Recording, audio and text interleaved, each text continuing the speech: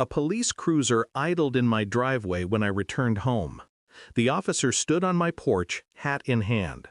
"We took your nephew into custody for trespassing," he said. My throat tightened. My nephew died 7 years ago. His face flickered, confusion, then unease. At the station, I saw him. Same sharp jawline, same restless eyes.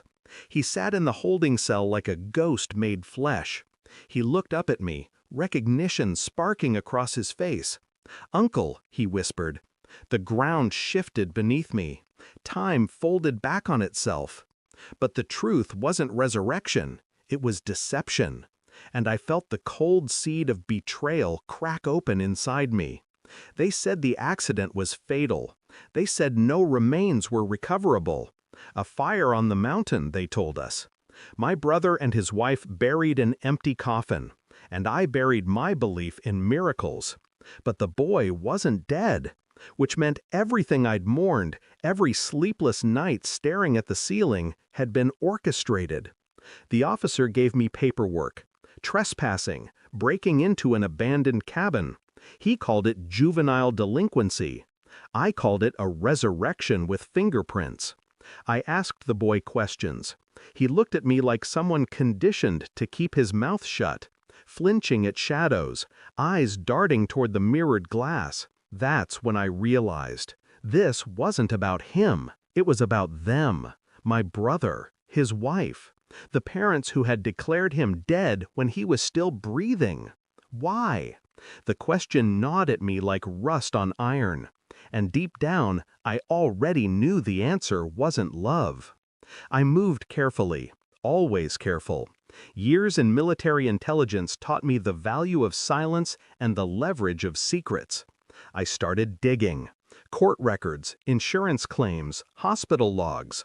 I found nothing where something should be. The trail of his death was too clean, too intentional. I checked phone records, traced financial statements. Payments appeared every month from an unlisted account, always to my brother, always after the boy's supposed death. A deal, a transaction, not grief. I confronted no one, not yet. I needed precision, not rage. Rage clouds judgment. Rage gets you killed. So I watched instead. I followed my brother's wife to the outskirts of town. She met a man in a black sedan, exchanged envelopes, glanced around like prey convinced it was predator. And then I saw it. A government seal on the paper she tucked away. This wasn't just a family betrayal. This was a contract. The file came in a brown envelope left at my door. No return address, just truth, heavy as lead. Inside, adoption papers, falsified death certificate, payments listed as protection services, signatures from people I once trusted. The boy wasn't dead. He was sold. My brother and his wife had staged their child's death for money, for freedom, for whatever fantasy they thought was worth more than blood. I sat in the dark, reading every page twice. My hands were steady, but inside, something ancient and furious moved. I walked into their kitchen the next morning, laid the documents on the table between them without a word. My brother paled. His wife shook. "Explain," I said. No yelling, no threats. Just the scalpel edge of certainty. He stammered. She wept. Excuses spilled.